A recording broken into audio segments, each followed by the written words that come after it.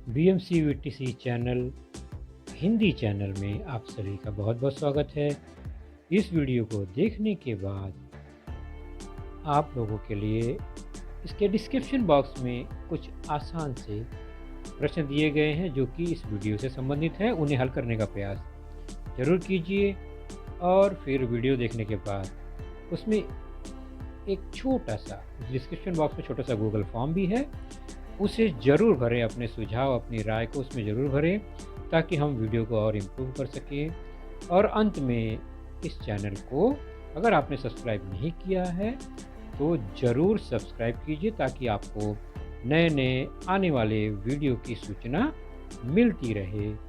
तो चलिए देखते हैं अपना वीडियो।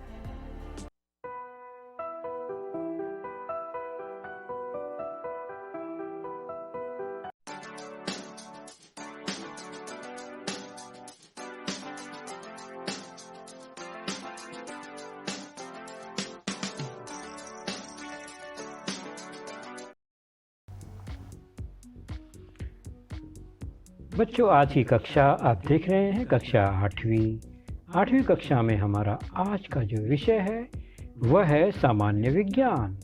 और सामान्य विज्ञान में हमारा आज का जो पाठ है वह है आपके पाठ्य पुस्तक से lesson number 11 human body and organ system part 1, अर्थात मानव शरीर और अंग संस्थान भाग पहला। और मैं हूं आपका वर्चुअल मार्गदर्शक अजय कुमार मौर्य, MCGM के वर्चुअल क्लासरूम दादर से। तो सबसे पहले हम क्या जानते हैं उसके बारे में थोड़ी चर्चा कर लेते हैं। तो आप ही ज़रा बताइए कि यह जो मैं बात आपको बता रहा हूँ, यहाँ पर दिखा रहा हूँ, आपके स्क्रीन पर जो दिख रहा है उसका क्या अर्थ निकलता है। मैंने लिखा है वर्ण या अक्षर, फिर शब्द लिखा, फिर वाक्य लिखा, फिर परिच्छेद लिखा और पाठ, उसके बाद पुस्तक। तो ये बात मैंने कोशिका वाले पाठ में यानी इसके पहले वाले पाठ में भी मैंने यह बताई थी कि किसी भी बड़े चीज़ का निर्माण, बड़ी घटना का निर्माण, बड़े घटक का निर्माण छोटे छोटे घटकों से होता है। जैसे कि पुस्तक का निर्माण छोटे अक्षर से, फिर शब्द, फिर वाक्य, परिच्छेद और पाठ, फिर पुस्तक बनती है। ये हम अच्छे से जानते हैं। उसी प्रकार कोई भी सजीव, यहाँ पर हम मनुष्य की बात करेंगे तो भी उसका सबसे छोटा घटक है वह है कोशिका। और ऐसे छोटी छोटी कोशिकाओं से ऊतक, और ऊतक से अंग, अंग से अंग संस्थान, और इस अंग संस्थानों को मिलाकर पूरा शरीर बनता है। ये हमने पिछले लेसन में भी समझा था। तो मानव शरीर भी कई अंग संस्थानों और प्रत्येक अंग संस्थान कई विविध अंगों से, प्रत्येक अंग छोटे छोटे ऊतकों से, और जो प्रत्येक ऊतक होता है वह कई कोशिकाओं से मिलकर बनता है।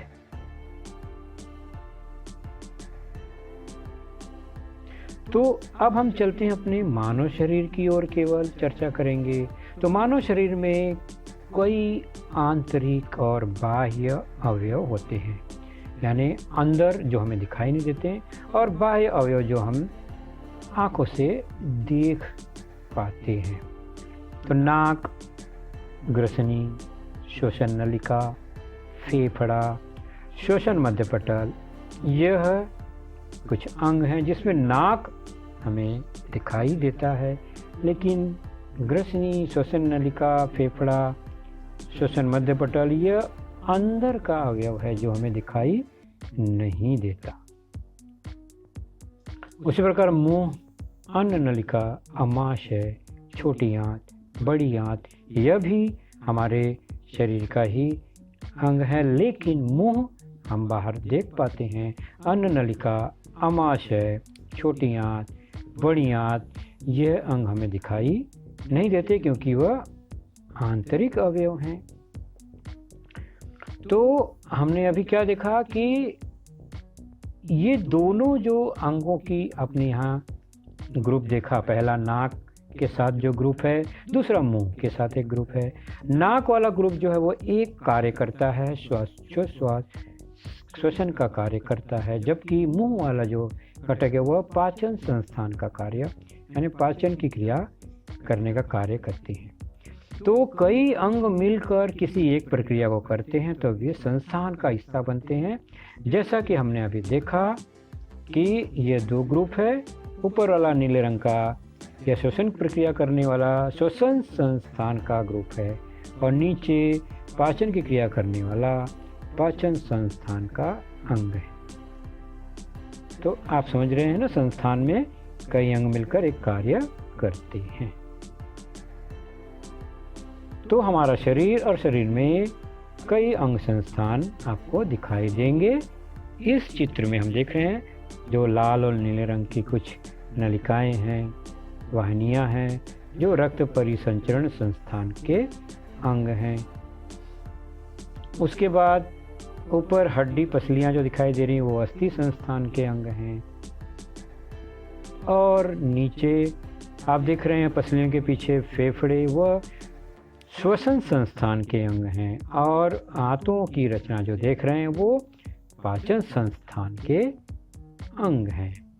तो हमारे शरीर में कई संस्थान कार्य करते हैं तो पूरा शरीर कार्य करता है।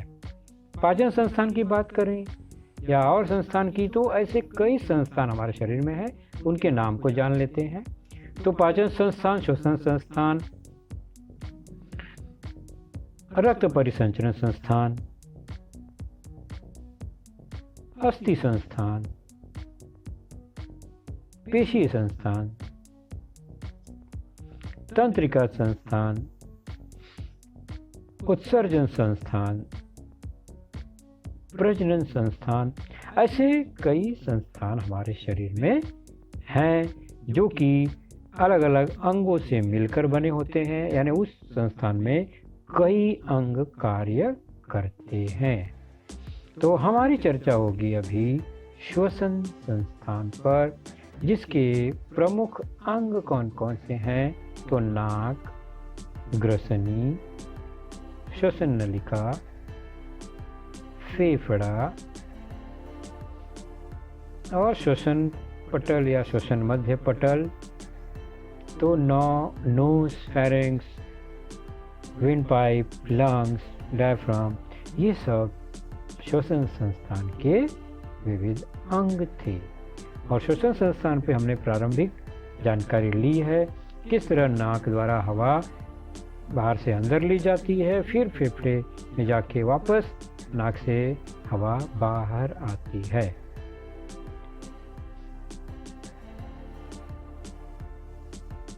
तो इस संस्थान के जो प्रमुख अवयव श्वसन तंत्र या श्वसन संस्थान, तंत्र और संस्थान एक ही है। तो बाह्य अवयव नाक है और फिर गले के पीछे ग्रसनी दिखाई दे रहा है यहाँ पर, और फिर नलिका है, श्वसन नलिका, और वो श्वसन नलिका जाकर फेफड़े में खुलती है। लेफ्ट और राइट साइड में दो हिस्से हैं फेफड़े के, और फेफड़े को सहारा सपोर्ट करने वाला डायफ्राम, श्वसन मध्य पटल या श्वसन पटल जिसका नाम है। तो हम यह प्रारंभिक चीज जानते हैं श्वसन संस्थान में।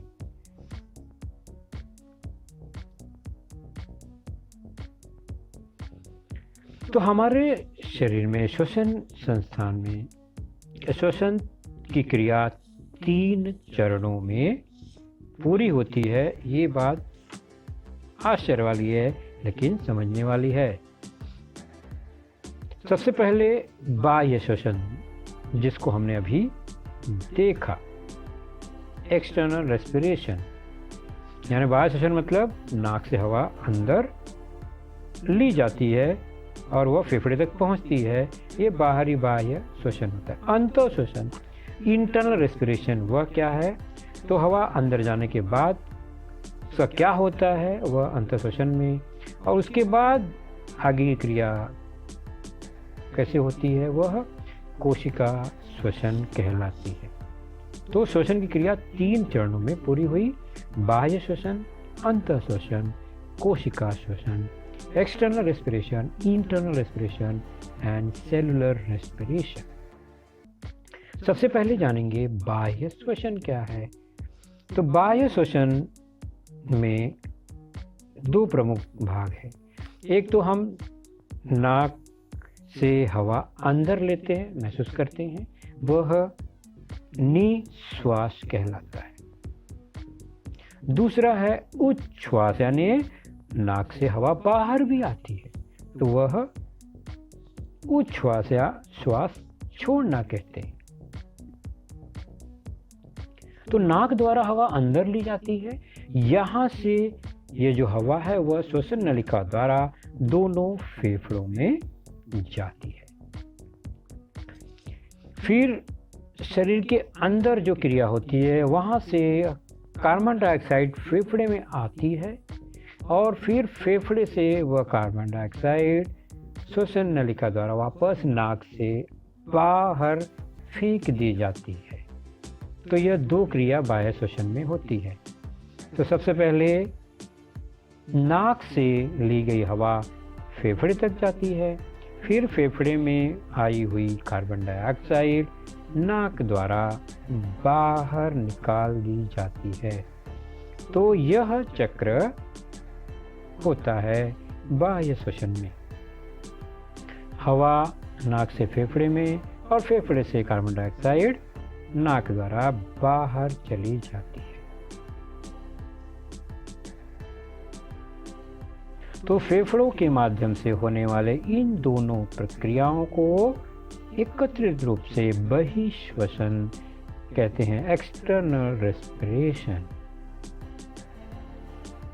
दूसरा है अंतःश्वसन, यानी अब ये जब हवा फेफड़े में पहुंच जाती है तो वहाँ अंतःश्वसन होता है।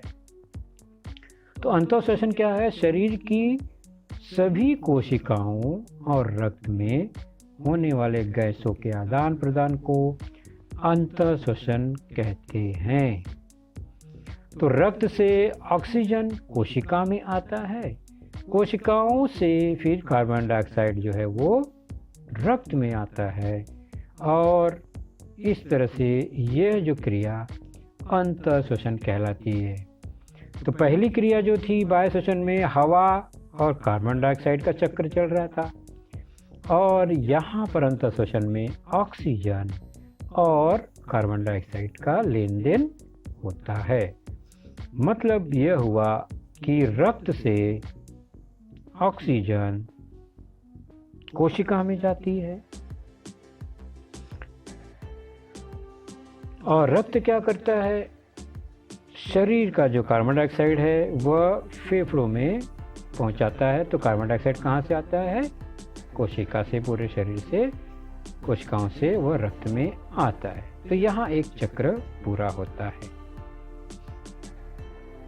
ऑक्सीजन कोशिका तक, फिर कार्बन डाइऑक्साइड रक्त में, और यही कार्बन डाइऑक्साइड रक्त फेफड़े में भेज देता है। फेफड़े से वह नाक द्वारा बाहर निकल जाता है अगले उस संस्थान द्वारा। तो यह हो गया अंतःश्वसन। इसके अंदर और जाएंगे तो तीसरा श्वसन है कोशिका श्वसन। बहुत सूक्ष्म जटिल श्वसन है जो कि हमें पता या महसूस नहीं होता। तो ऑक्सीजन के कारण कोशिका में ग्लूकोज जैसे घुलनशील घटक का मंद ज्वलन होकर एटीपी यानी ऊर्जा का रूपांतरण होता है। उसी समय कार्बन डाइऑक्साइड और जल वाष्पीय जो निरुपयोगी पदार्थ तैयार होते हैं, वह इतनी सारी क्रिया सब कोश की श्वसन कहलाती है। तो ऑक्सीजन से ऊर्जा का बनना, ऊर्जा में कार्बन डाइऑक्साइड निकलना, तो ये एक प्रक्रिया कोशिका श्वसन कहलाती है। तो यह है ग्लूकोज C6H12O6 ग्लूकोज का सिंबल। फिर ऑक्सीजन उसमें मिलती है श्वसन की क्रिया का।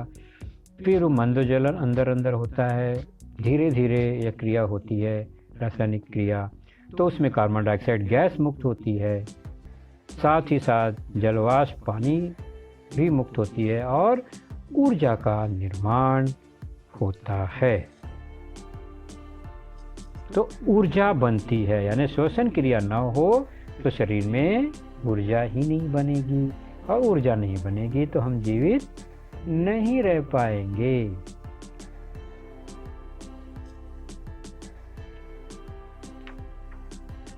तो हमने देखा श्वसन के 3 प्रमुख प्रकार, अंत, बाह्य अंत और कोशिका। तो यह पुस्तक का ही चित्र है, इसके अंग आप देख लीजिए। यह है नसा छिद्र, श्वसन संस्थान का पहला अंग जो कि बाहर है। तो श्वसन की प्रक्रिया और श्वसन संस्थान की शुरुआत नाक से ही होती है।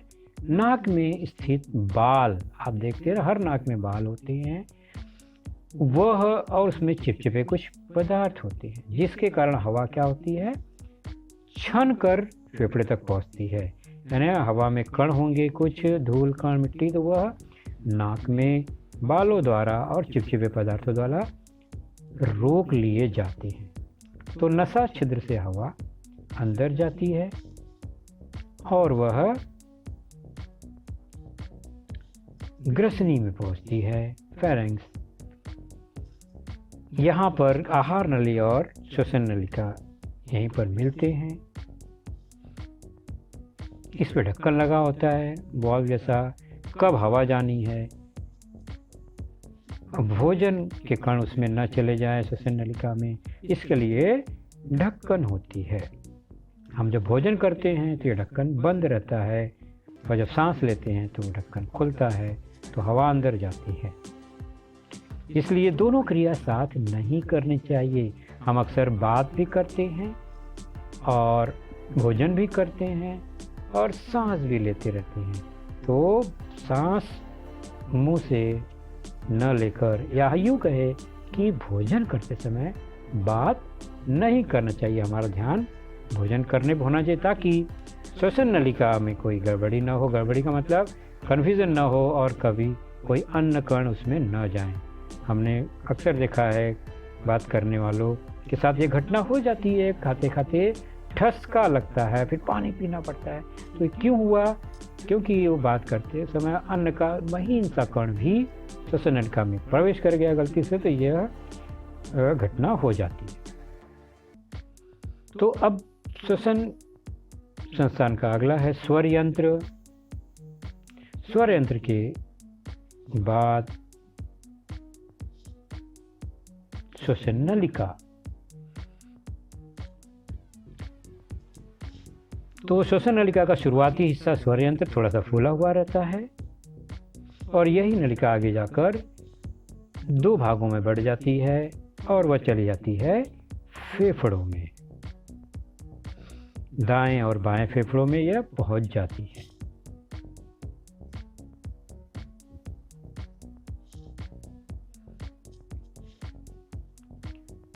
तो श्वसन नलिका कहाँ गई? फेफड़ों तक पहुंच जाती है। उसके बाद फेफड़ों में श्वसनिका होती है, छोटी छोटी नलिकाएं होती हैं।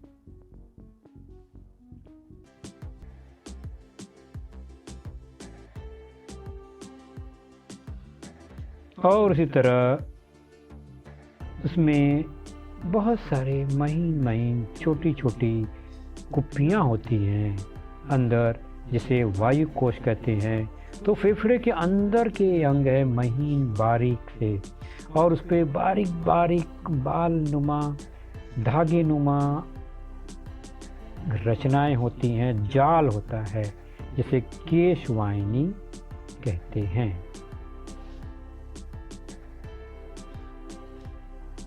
तो वायु कोश के ऊपर बारीक झिरझिरा आवरण होता है केशवाहिनियों का, इसी आवरण से जो गैसों का आदान प्रदान होता है। सबसे नीचे श्वसन पटल या श्वास पटल होता है जो कि फेफड़े को सपोर्ट करता है।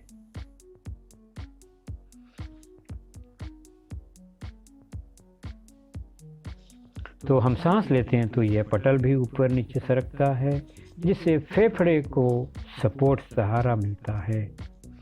तो फेफड़े पर दबाव कम पड़ता है, नहीं तो वो ऐसे खुले में लटक जाएगा तो शरीर पर बुरा प्रभाव पड़ेगा। तो फेफड़ों में गैसों का आदान प्रदान होने के लिए अंदर बहुत महीन वायु कोश होते हैं।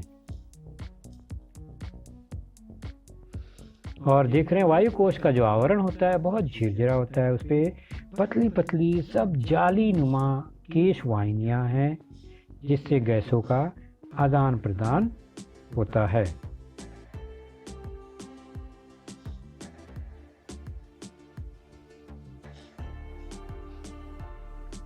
गोल गोल ये कोश दिखाई दे रहे हैं, उसमें से केश वाहिनियां हैं, तो गैसों का आदान प्रदान करने में बहुत यह सहायक होती हैं।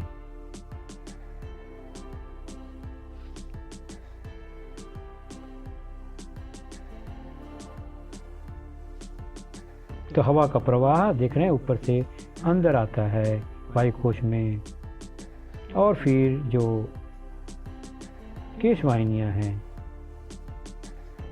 उनमें जो रक्त कण हैं उनमें गैसों का आदान प्रदान होता है। इस तरह से यह है हमारा फेफड़ा। फेफड़े के अंदर वायु कोश, वायु कोश में देख रहे हैं गैसों का आदान प्रदान होता है। कार्बन डाइऑक्साइड बाहर आती है, ऑक्सीजन अंदर चली जाती है।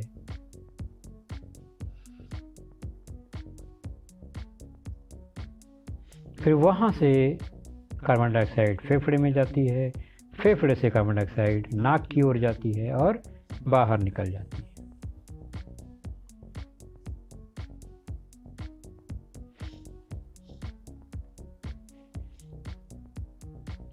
तो ये श्वसन नलिका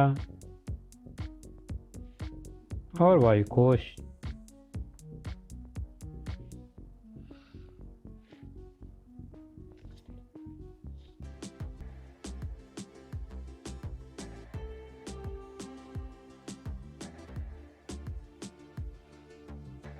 तो ये मानव फेफड़ा और इसके अंदर स्थित ये कोश, कोश में केश वाहिनियां।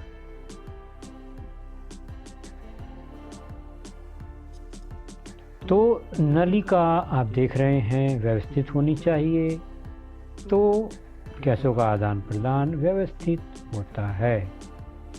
कोई गड़बड़ी आने पर नलिका में सिकुड़ने पर क्या होगा, गैस का पाइप जाम होने के खतरे होते हैं, यानी दम लगता है, सांस अंदर नहीं जाती है तो हम कहते हैं हमें दम लग रहा है। अस्थमा दमे का असर होता है।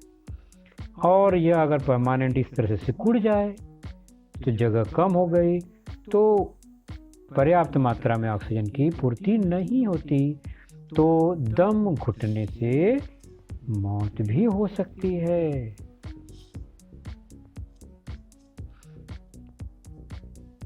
लेकिन यह इंटरनल स्ट्रक्चर है। तो चलिए कुछ बातें जान लेते हैं कि साधारण स्वस्थ मनुष्य 1 मिनट में 16 से 20 बार तक सांस लेता है। भिन्न भिन्न आयु में सांस संख्या कम अधिक हो सकती है। 2 महीने से 2 साल तक का छोटा बच्चा प्रति मिनट 35 बार सांस लेता है, यानी तेजी से सांस लेता है। उसे अधिक ऊर्जा की आवश्यकता होती है, फटाफट सांस लेता है वह। 2 साल से 6 साल तक का बच्चा फिर 23 सांसें लेता है।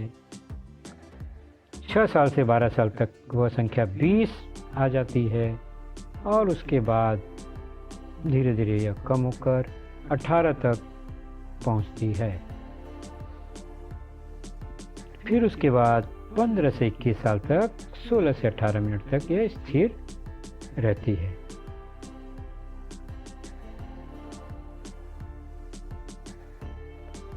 तो अभी हमने देखा श्वसन संस्थान में किस तरह बाह्य और अंत और कोशिका श्वसन द्वारा हवा की ऑक्सीजन हमारे शरीर के अंदर प्रवेश करती है और फिर वह रक्त में जाती है।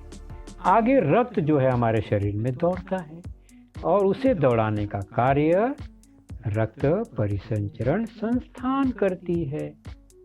तो यहाँ एक संस्थान का काम खत्म, श्वसन का काम खत्म, रक्त परिसंचरण संस्थान काम अपना चालू रखती है। इसके प्रमुख अंग हैं हृदय, हार्ट, रक्तवाहिनियाँ, ब्लड वेसल्स, केशवाहिनियाँ, कैपिलरीज। तो ये 3 प्रमुख हिस्से हैं रक्त परिसंचरण संस्थान के।